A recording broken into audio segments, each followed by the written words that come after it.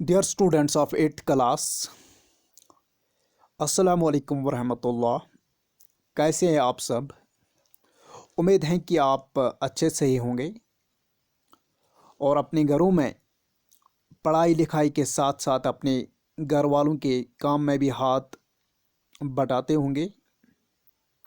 जी हाँ, ऑलरेडी आप जानते हैं कि हमने यूनिट नंबर सेकंड जो है, यानी land soil water and natural vegetation and wild life resource, इसको हमने ऑलरेडी पढ़ा है। और आज हम इसके जो क्वेश्चन आंसर्स हैं, जो कि ऑलरेडी मैंने आपको in the form of PDF, यानी पीडीएफ फॉर्मेट में मैंने ऑलरेडी आपको ग्रुप में प्रोवाइड किए हैं। मुझे उम्मीद है कि आप लोगों ने उन क्वेश्चंस को देखा भी होगा और उन्हें अपनी कॉपियों पर यानी नोटबुक्स पर नोट किया होगा और याद भी किए होंगे, ठीक है ना। तो इसी यूनिट नंबर सेकंड के जो टेक्सचुअल क्वेश्चंस है, आइए उन्हीं के बारे में कुछ बात करते हैं कि ये क्वेश्चंस क्या कह रहे हैं, यानी सवालात और जवाबात को देखेंगे। पहला क्वेश्चन है कि what are the different what are the two main climatic factors responsible for the soil formation। यानी सॉइल जो है ये बनती हैं, इसके लिए कौन से दो क्लाइमेटिक फैक्टर्स रिस्पॉन्सिबल हैं, यानी कौन कौन से क्लाइमेटिक फैक्टर जिम्मेदार हैं सॉइल फॉर्मेशन में, ठीक है ना। तो इसी के जवाब में मैंने लिखा है कि जो इसके दो फैक्टर्स हैं, the two main climatic factors responsible for the soil formation are temperature and rainfall. Okay okay, ये क्वेश्चन नंबर 1 ही है और पार्ट नंबर सेकंड है। Write any two reasons for land degradation today. यानी लैंड डिग्रेडेशन, जो कि already मैंने बताया आपको लैंड डिग्रेडेशन क्या कहते हैं। एक बार फिर मैं आपको बताता चलो, लैंड डिग्रेडेशन वो प्रोसेस है जिसमें जो हमारी लैंड होती हैं डिग्रेड हो जाती हैं, यानी इसकी जो क्वालिटी होती है वो क्वालिटी जो है वो ख़राब हो जाती हैं, ठीक है ना। लैंड जो है डिग्रेड हो जाती हैं, ठीक है ना। तो सवाल पूछता है कि कौन से दो रीजंस हैं, यानी आज मौजूदा दौर में किन दो रीजंस की वजह से लैंड डिग्रेडेशन हो जाता है, ठीक है ना। तो इसके जवाब में मैंने लिखा है two factors contributing to land degradation और एज मेंशनड बिलो, ठीक है ना। पहला है डिफॉरेस्टेशन से लैंड डिग्रेडेशन होता है, और नंबर सेकंड जो है वो है indiscriminate use of chemical fertilisers and pesticides in agricultural lands, ठीक है ना। जो हम एग्रीकल्चरल लैंड्स में केमिकल फर्टिलाइजर्स, ठीक है ना, और पेस्टिसाइड्स का इस्तेमाल करते हैं, उससे हमारी जो लैंड है वो डिग्रेड होती जा रही है। क्वेश्चन नंबर 1 है part number third, why is land considered as an important resource. यानी लैंड को इम्पॉर्टेंट रिसोर्स क्यों माना जाता है, ये ऑलरेडी हमने पढ़ा है।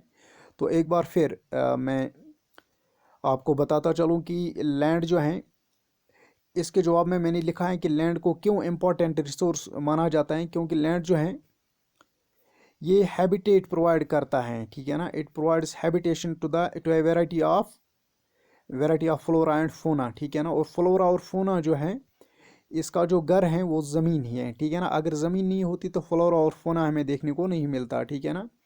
ऑल्सो जो ह्यूमन बींग्स हैं, यानी हम लोग हैं इंसान, ठीक है ना, और बाकी इंसान जो हैं, ठीक है ना, वो इस ज़मीन को मुख्तलिफ पर्पज़ के लिए इस्तेमाल करते हैं, लाइक कि agriculture, forestry, mining, building houses, roads, industries etcetera, ठीक है ना। सो दिस मीन्स की लैंड जो है ये इंपॉर्टेंट रिसोर्स हैं। क्वेश्चन है कि सवाल पूछता है कि name any two steps that government has taken to conserve the plants and animals.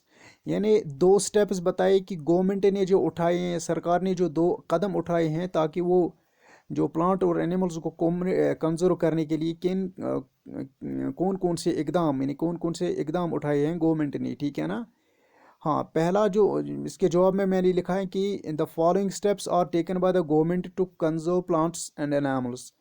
यानी जो नीचे दिए गए स्टेप्स हैं वो गवर्नमेंट ने उठाए हैं ताकि प्लांट्स को और एनिमल्स को कंजर्व किया जाए। पहला वाला जो स्टेप है that is it has set up national parks, ठीक है ना, यानी नेशनल पार्क्स बनाए हैं, वाइल्ड लाइफ सेंचुरीज बनाए हैं, बायोस्फीयर रिजर्व्स बनाए हैं, ठीक है ना, for the protection of natural vegetation and wild life, ठीक है ना। For example Kaziranga national park हैं, ठीक है ना, काजीरंगा नेशनल पार्क इन आसाम, ठीक है ना। आपने दशीगाम नेशनल पार्क का भी नाम सुना होगा। ये हेमस हाई अल्टीट्यूड नेशनल पार्क हैं, ठीक है ना। काजीनाग नेशनल पार्क हैं, ठीक है ना।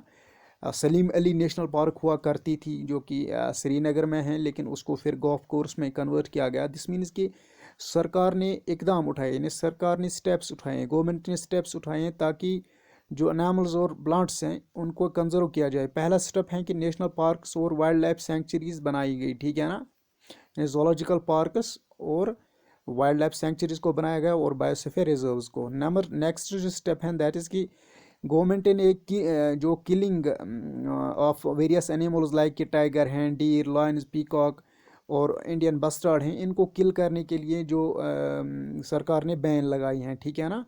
सो इसके साथ साथ जो स्पीशीज़ प्लांट्स की कुछ स्पीशीज़ हैं और एनिमल के स्पीशीज़ हैं जो कि एक हम कहेंगे कि एक एग्रीमेंट के तहत उन स्पीशीज़ का ट्रेड जो है उन पर कदगन लगाई गई है, यानी बैन किया गया है, ठीक है ना। क्वेश्चन है suggest 3 ways to conserve water, यानी हम किस तरह से जल यानी पानी को बचा सकते हैं, यानी 3 उपाय बताए हैं हमने, ठीक है ना। उपाय कहते हैं 3 वेज, हिंदी में कहते हैं उपाय। Suggest 3 ways to conserve water, यानी कौन कौन से उपाय हमें उठाने होंगे, यानी कौन कौन से वेज हैं कि by which we can conserve the water. इसी सवाल के मुनासिबत से मैंने जवाब लिखा है कि 3 वेज जो हैं जिनकी वजह से या जिनकी मदद से हम वाटर को कंजर्व कर सकते हैं। पहला है rain water harvesting. Rain water harvesting क्या होता है? It is process of storing rain water in vessels of a big surface area. Rain water harvesting क्या होता है? जो ही बारिश बरसती हैं तो जो ही बारिश हमारे छतों से टपकती हैं, ठीक है ना, तो हम क्या करेंगे, जो बड़े वेसल्स हैं, ठीक है ना, जिस तरह से हम टैंकीज रखते हैं या बाकी कुछ और रखते हैं, हम उस रेन वाटर को हार्वेस्ट करते हैं, ठीक है ना। हार्वेस्ट का मतलब होगा कि इस समराउन सो आब तमन टैंकियन मज extra, that is called as the rain water harvesting. Number second है जो दिस मीन्स कि रेन वाटर हार्वेस्टिंग से हम वाटर को कंजर्व कर सकते हैं, बचा सकते हैं। नेक्स्ट है कि जो lining irrigation canals to avoid seepage of water, ठीक है ना, यानी जो इरिगेशन कैनाल्स हैं, ठीक है ना, यानी फॉर एग्जाम्पल इरिगेशन कैनाल आप समझ लीजिए सिंपली कि युस दान दूर यानी हमारे पैडी फील्ड जो होते हैं यमन तम येन ठीक है ना, उनको हम अच्छी तरह से मतलब बनाएंगे, ठीक है ना, ताकि युस सीपेज यानी जो पानी निकलना मतलब इस आब चलान नीर तमो ड्रेनो मज या तम बैर बनावा, ठीक है ना, येन तथ वनान येनो मज चलान आब नीर, ठीक है ना, उसको हमें अवॉइड करना होगा। इसकी वजह से भी हम वाटर को कंजर्व कर सकते हैं। नंबर नेक्स्ट है कि replenishing ground water bye promoting afforestation, यानी एफॉरेस्टेशन को हमने बढ़ाना होगा। एफॉरेस्टेशन का माने होगा कि हमें बहुत सारे ये पौधे लगाने होंगे, ठीक है ना, उसका मतलब हुआ है एफॉरेस्टेशन, ठीक है ना। तो उसके बाद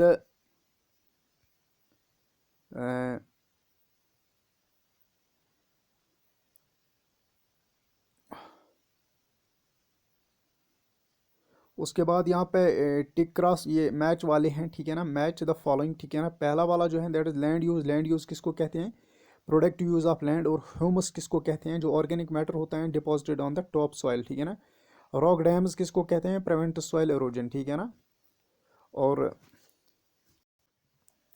एरेबल लैंड किसको कहते हैं? वो लैंड जो कि एग्रीकल्चर के लिए सूटेबल हो, ठीक है ना, सूटेबल।